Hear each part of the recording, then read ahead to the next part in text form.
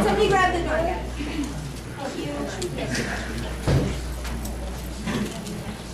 Hello everybody and welcome. First off, we'd like to thank Conrad for hosting this competition as well as saving the best for last.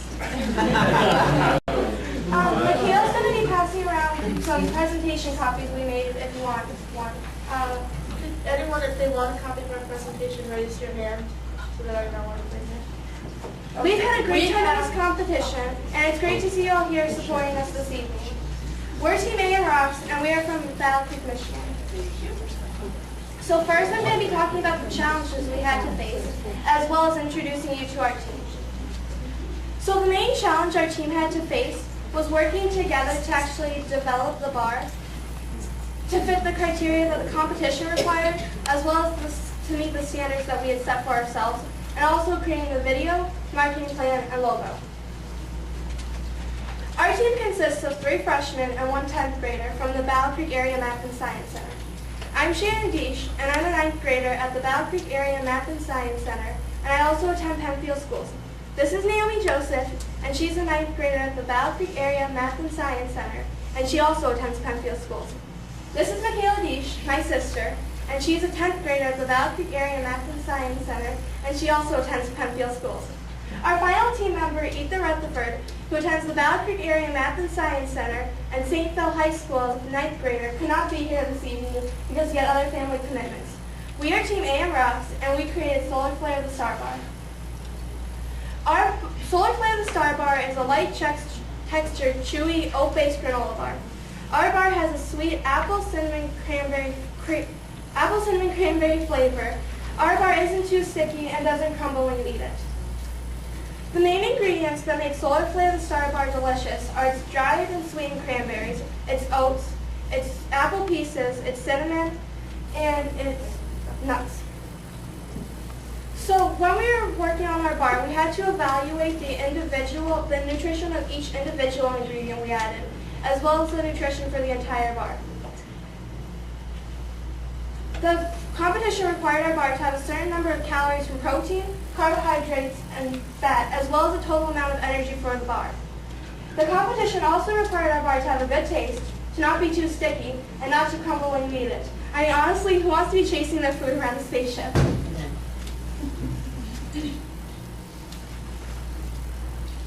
Now I'll be talking about the history of our project. One of the first main challenges that we had to face in this project was developing a formula. Developing a formula is like trial and error. You first make the formula, then create the bar, and if the bar didn't turn out great, which our first few formulas did not at all, then we had to go back and recreate our formula. During this process, we also had to plug in our formula information into a nutrition template, which organized the ingredients we used, their nutritional value, and then the total bar value. And this way we could determine if we met the requirements set by Conrad. And if we did not, then we have to go back and adjust the ingredient quantities or the ingredients themselves.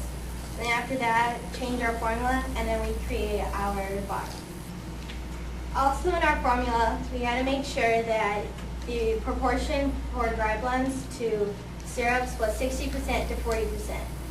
Otherwise, our bar would be too hard, too sticky, and it wouldn't taste great at all. We had the opportunity to go to Madison, and I'd like to thank Madison for giving us this opportunity to experience what it was like to work in a real lab and be like real scientists. When we were at home, we made a batch that was only 400, 500 grams. But when we went to Madison, our ingredient quantity, and it became a much bigger batch. And this changed our formula and the nutrition content, our taste, texture, and our flavor of our bar. When we were also at home, we used ingredients that were from the store, such as granola, but when we went to Matson, we literally had to recreate the granola and use our version of it as an ingredient in the bar. With these two main factors, the bar in the first few trials became really crumbly, it didn't taste good, and it was really hard. Now I will talk about our marketing plan for our bar. Over the past 5 years, the nutrition bar category has been increasing in sales. Brands such as Nutri-Grain, Fiber Plus, and granola bars have been experiencing strong growth as well.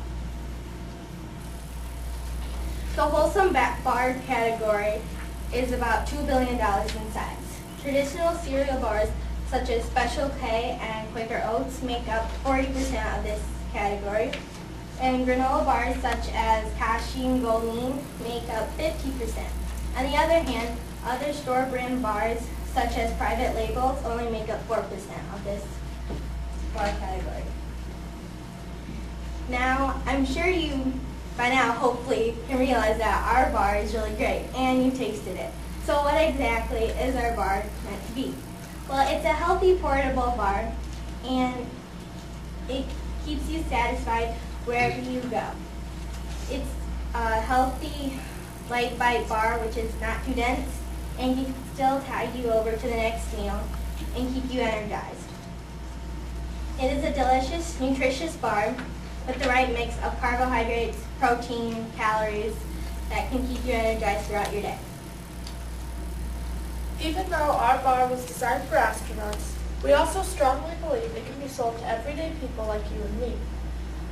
When we market our bar, we are going to target the youth of space enthusiasts and anyone interested in a natural and great tasting bar to fulfill their cravings. When I eat a wholesome granola bar, I'm not sure about you guys, but I expect it to taste great, have good nutrition, fulfill my cravings, satisfy my hunger, and uplift my mood. And Solar Flare, the Star Bar, does all this and much more.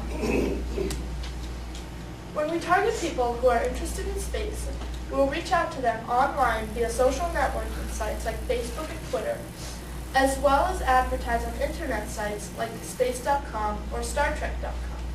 Our research shows that this demographic is older and likes classic rock music. So we will also... Yes, we do, thank you. So we will run ads on classic rock radio stations as well as VH1. This picture right here is of a few weeks ago. Our team got the chance to go on a rocker morning show in a local radio station and talk about our bar and this competition, and just wanted to let you guys know that we're working towards our goal. When we target the youth, we will have to use different media and methods to reach out to them. Primarily, we will use social networking sites like Facebook, Twitter, and MySpace, where the youth market tends to cluster. Our research shows that 89% of all people from ages 18 to 24 are internet users, and 19.5 million Facebook users are within the same age group. And ads in magazines like Tiger Beat and Teen People are a great way to reach out to both teenagers and young adults, as are ads on contemporary radio stations and television. In order to keep from time to time, we will launch new flavors of our bar in order to keep it fresh and relevant in the